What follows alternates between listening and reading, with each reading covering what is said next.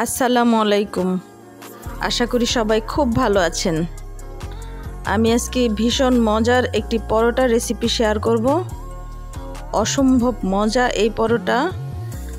Chicken পরোটা তৈরি করেছি আজকে বিকেলের নাস্তায় অথবা স্কুলের টিফিনও দিতে পারেন বাচ্চাদের। দুর্দান্ত স্বাদের এই পরোটা খুব সহজেই তৈরি করে নেওয়া যায়। একদম সহজভাবে আমি তৈরি করে দেখাবো। কিছু ময়দা নিয়েছি, দিয়ে দিলাম পরিমাণ মতো লবণ, 1 টেবিল চামচ চিনি দিয়েছি, একসাথে মিশিয়ে নিচ্ছি। এবার তেল দিয়ে দিচ্ছি কিছুটা,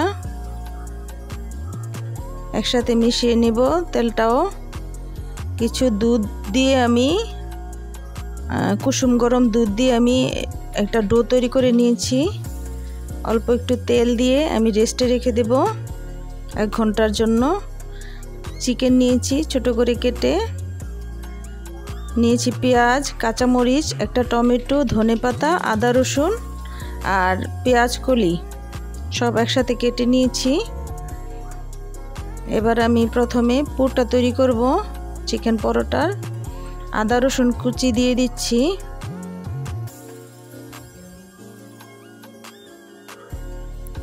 চিকেন দিয়ে দিলাম। চিকেনটা আমি সাদা ভিনেগার আর লবণ দিয়ে রেস্টে রেখে দিয়েছিলাম।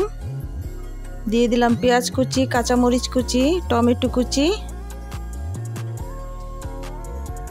একটু নেড়ে চেড়ে কিছু গুঁড়া মশলা অ্যাড করব। লাল মরিচের গুঁড়া দিয়েছি, হলুদের গুঁড়া, ধনে গুঁড়া, ভাজা জিরার গুঁড়া, গরম মশলা গুঁড়া অল্প অল্প করে দিয়েছি।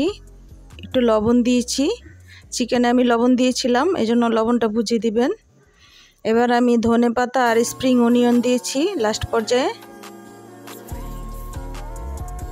রেডি হয়ে গেছে আমার ভিতরের পুরটা পরোটার। এবার আমি পরোটাটা বানিয়ে নিব। 5টা পরোটা রেডি করবো, জন্য 5টা লেচি কেটে নিয়েছি। পরোটা একটু বড় করে বানাবো। 5 ভাগে আমি পুরটা রেখে দিয়েছি।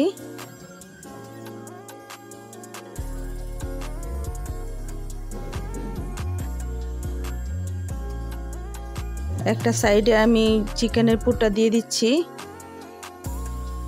এবার আমি ফোল্ড করে নিচ্ছি পরোটা। এই পরোটা আমি বেলে নিব না, কারণ পরোটা বেলে নিলে এটা বের হয়ে যাবে চিকেনের পুরটা।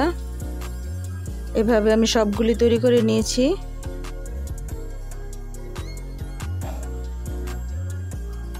ভেজে নিব এখন। প্রথমে হালকা করে ভেজে এবার তেল দিয়ে দিব।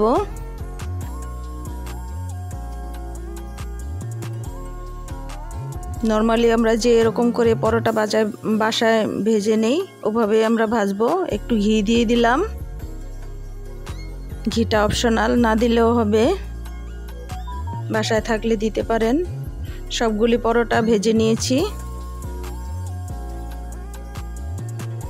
ভীষণ মজার এই পরোটা। কেটে দেখাচ্ছি আমি ভেতরের পুরটা কীরকম হয়।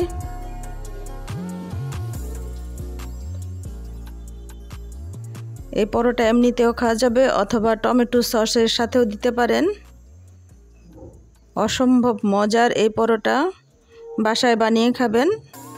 আমার রেসিপি ভালো লাগলে আমাকে লাইক দিয়ে কমেন্ট করে আর সাবস্ক্রাইব করে দেবেন। সবাই ভালো থাকেন। আল্লাহ হাফেজ।